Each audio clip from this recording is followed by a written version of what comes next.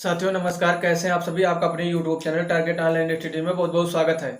साथियों चैप्टर 3 का आज हम स्थिर वैद्युत स्थितिज ऊर्जा की बारे में देखते हैं। वैद्युत स्थितिज ऊर्जा, स्थिर वैद्युत स्थितिज ऊर्जा क्या है।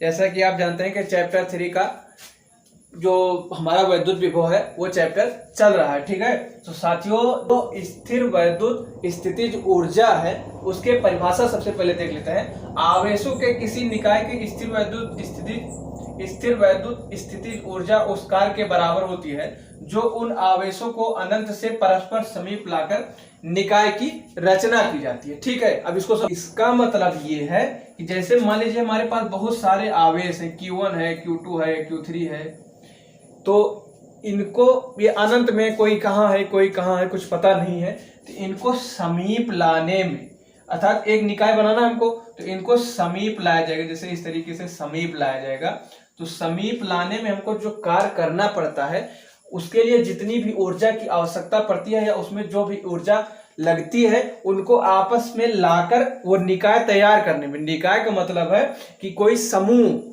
अर्थात इन आवेशों का एक समूह, ठीक है, एक मॉडल।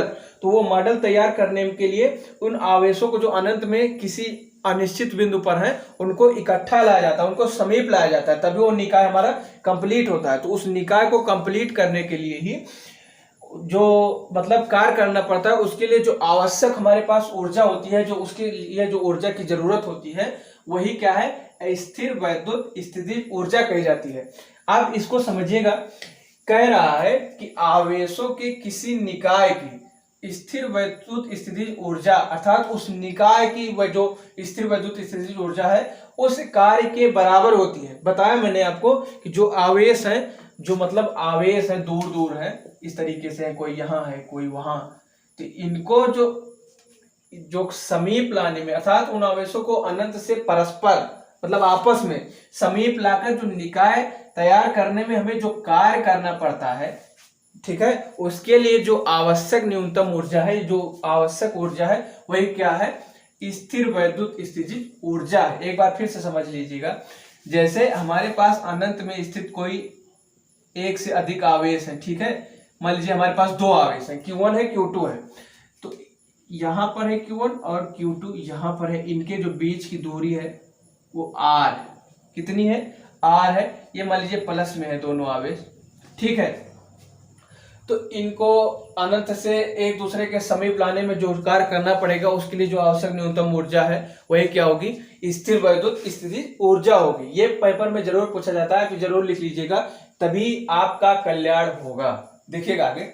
तो अब इसमें क्या है कि यदि बात की जाए, मान लीजिए ये Q2 हमारा अनंत पर है, ठीक है, पता नहीं है, एक बिंदु यहाँ A है, एक बिंदु यहाँ B है। मान लीजिए अभी थोड़ी देर के लिए Q2 B पर ना होकर कहीं अनंत है, हमको पता नहीं है कहाँ है, तो जो Q1 के कारण इस पर विभव उत्पन्न होगा, अर्थात जो प्लस Q1 के कारण विभव उत्पन्न होगा वो कितना होगा, जो V1 हमारा उत्पन्न होगा वो कितना होगा, यहाँ पर वो हो जाएगा 1/4 पाई एप्सिलॉन नॉट। और जो जिस आवेश के कारण उत्पन्न हो रहा है, किस आवेश के कारण, Q1 के, और जो उनके बीच की दूरी है R, समझिएगा, जो प्लस Q1 के कारण विभव V1 उत्पन्न होगा, वो क्या होगा, इस आवेश और इनके बीच की दूरी का अनुपात, और ये नियतांक वैल्यू होती है, ठीक है। इसका नियमन हम आपको बहुत जल्द कराएंगे कि ये व्यंजक कहां से आया, हमारा विभव उत्पन्न करने का जो व्यंजक है वो अगले वीडियो में आपको बताया जाएगा। अभी आप ये समझ लीजिएगा कि इस प्लस Q1 के कारण जो हमारा प्लस Q2 पर Q2 के बीच जो विभवांतर उत्पन्न होगा V1 वो कितना होगा, 1/4 पाई एप्सिलॉन नॉट, और पहला आवेश और बीच की दूरी। अब जो वैद्युत स्थितिज ऊर्जा की बात की जाए, हमने आपको बताया वही जो कार्य होता है, कौन सा कार्य, जो उन आवेशों को समीप लाकर वो निकाय तैयार किया जाता है, वही क्या होता है, वही स्थिर वैद्युत स्थितिज ऊर्जा होती है, जो आवश्यक ऊर्जा होती है। तो जो W होगा, ठीक है, जो W होगा वो यही Q2 गुणे V1। आप जानते हैं V2 जो विभवांतर उत्पन्न हो रहा है, वो और आवेश, आपको बताया गया है कि जो कार्य होता है वो आवेश और विभवांतर के गुणनफल के बराबर होता है। ये व्यंजक बहुत ही पुराना है, ठीक है।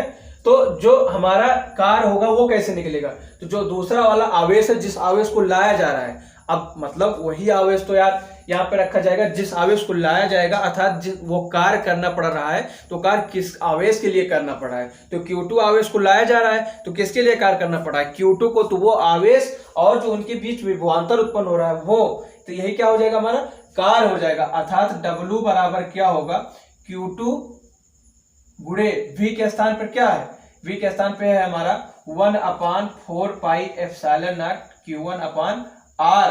इसे क्या लिख सकते हैं, W बराबर 1/4 pi epsilon not Q1 Q2 upon R लिख सकते हैं। मान लीजिए अब हमारी वैद्युत स्थिति, स्थिर वैद्युत स्थिति ऊर्जा क्या है, U है, क्या है, U है।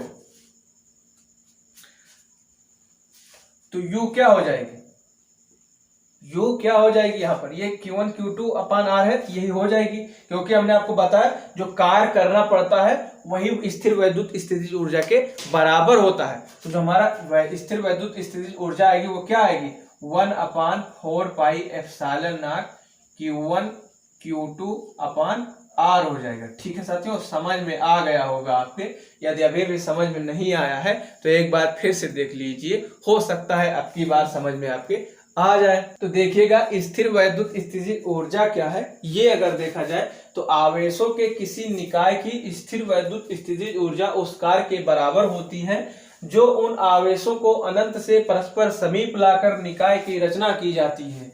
इसका मतलब क्या है कि जैसे बहुत सारे आवेश हैं, एक आवेश यहाँ है, एक यहाँ पर है, मान लीजिए एक यहाँ पर है, तो इनको समीप लाकर एक निकाय बनाया जा रहा है।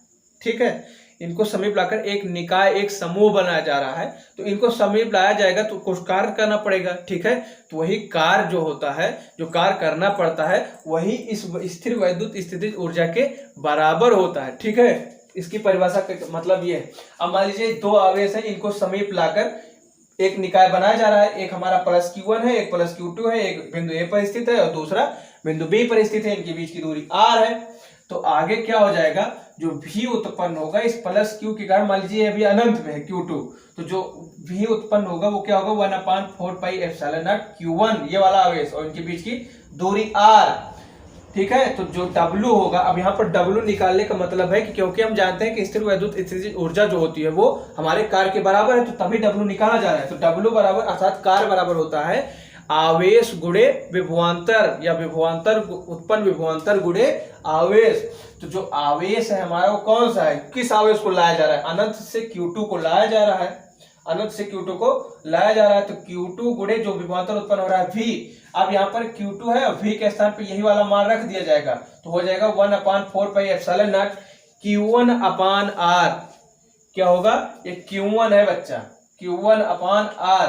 तो अब इसको जो W को है उसको क्या लिख सकते हैं, उसको लिख सकते हैं 1/4 pi epsilon not Q1 Q2 upon R। हमने आपको बताया जो W है वही क्या है हमारा, मान लीजिए वैद्युत स्थिर वैद्युत स्थितिज ऊर्जा है, तो जो W होगा वही क्या हो जाएगा, हमारा स्थिर वैद्युत स्थितिज ऊर्जा होगा। साथियों आशा करता हूं आपको वीडियो समझ में आ गया होगा। जो साथी चैनल पर पहली बार आए हैं, चैनल को सब्सक्राइब करके बेल आइकन जरूर प्रेस कर लें ताकि हमारी नई आने वाली वीडियो की नोटिफिकेशन आप तक जल्द से जल्द पहुंच सके। साथियों वीडियो पसंद आया तो लाइक करिए।